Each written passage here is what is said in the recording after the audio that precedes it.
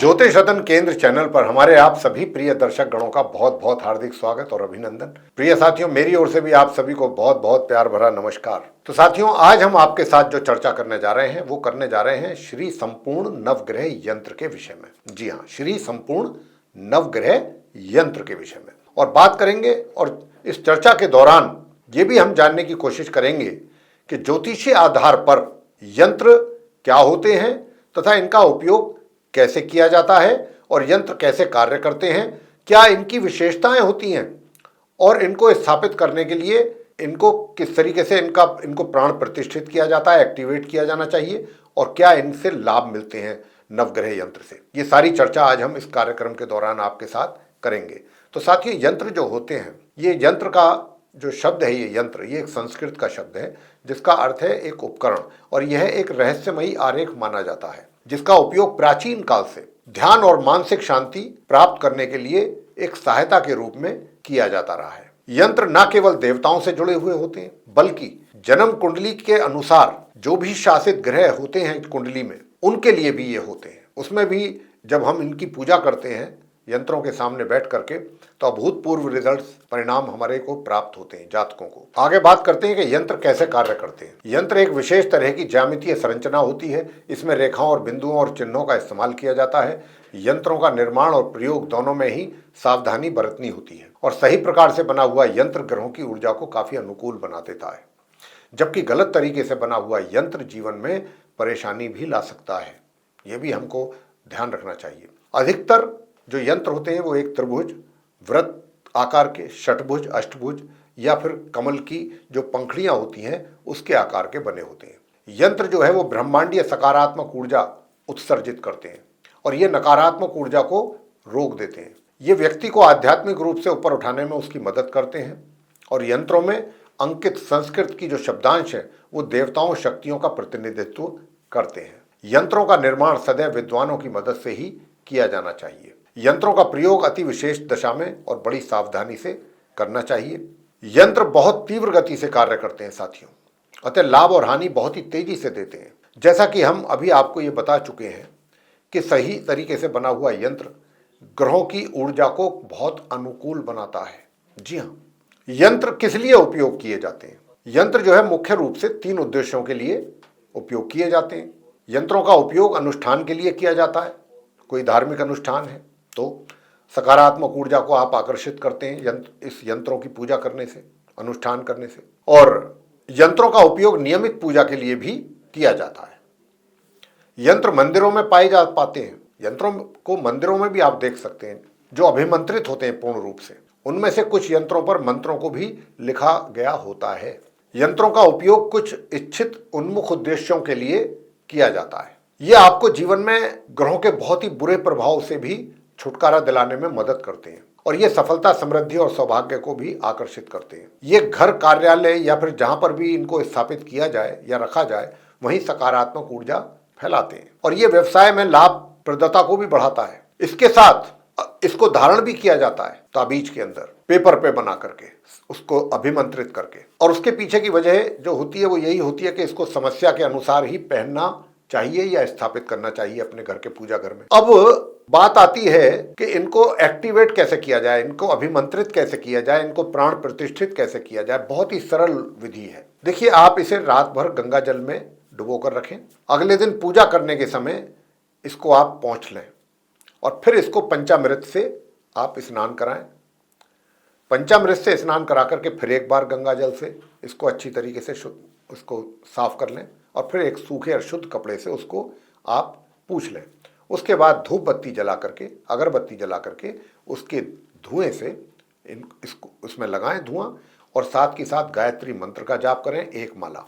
और जब तक आप मंत्र का जाप करेंगे तब तक आपको इस यंत्र के केंद्र बिंदु पर अपनी नजर बना करके रखना है। अब अगर आप नवग्रह मंत्र को कर रहे हैं जिसकी हम बात कर रहे हैं, तो नवग्रह में क्या होता है कि 9 के 9 ग्रहों से आपको लाभ की प्राप्ति होती है।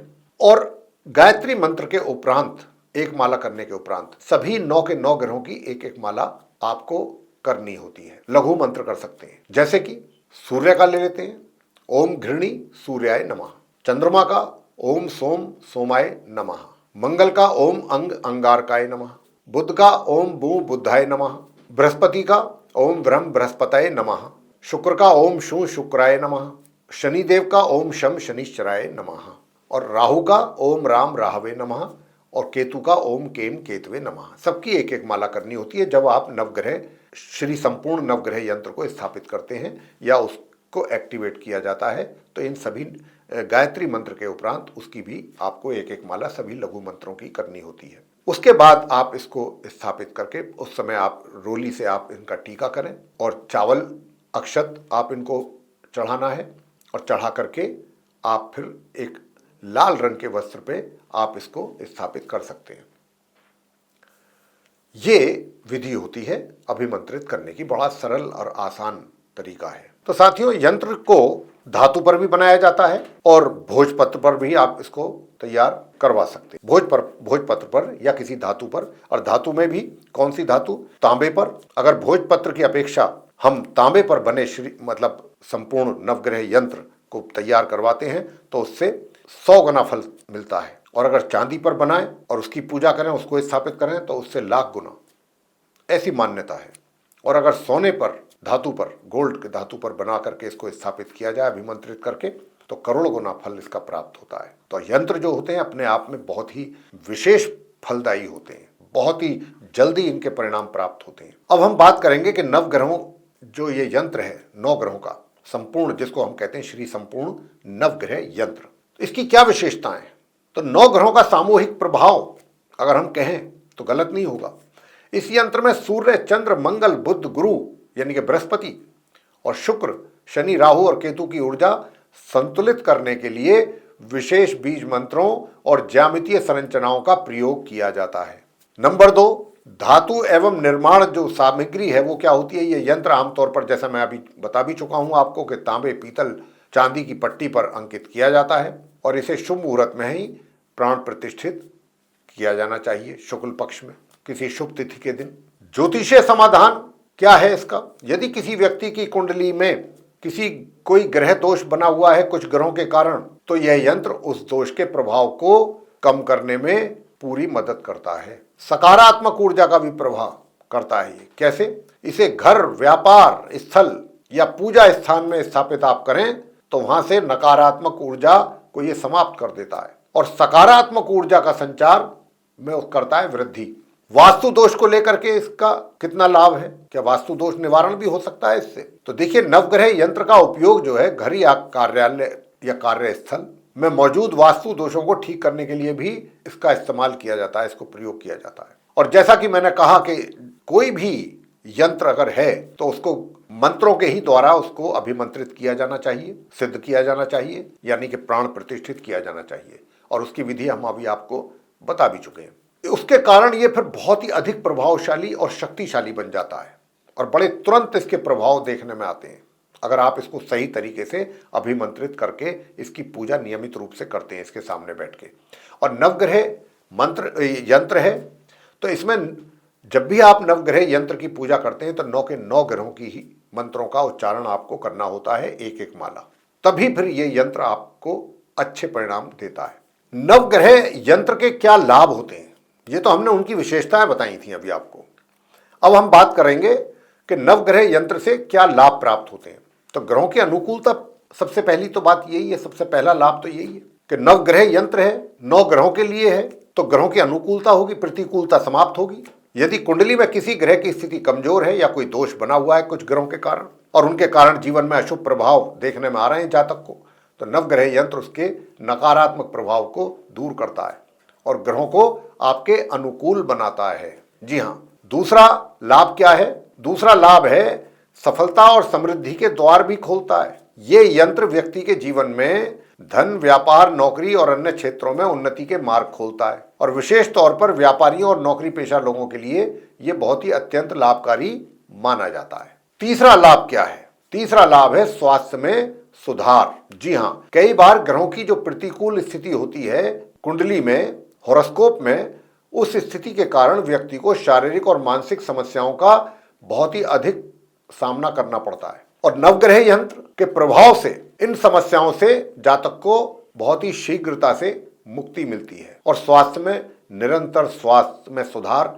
बना रहता है। नंबर 4 क्या लाभ है? ये व्यक्ति को उसके जीवन में मानसिक शांति और स्थिरता देता है। यह यंत्र मन की शांति के लिए बहुत उपयुक्त है, मानसिक संतुलन और सकारात्मक सोच को बढ़ावा देता है, जिससे जीवन में व्यक्ति के खुशहाली आती है।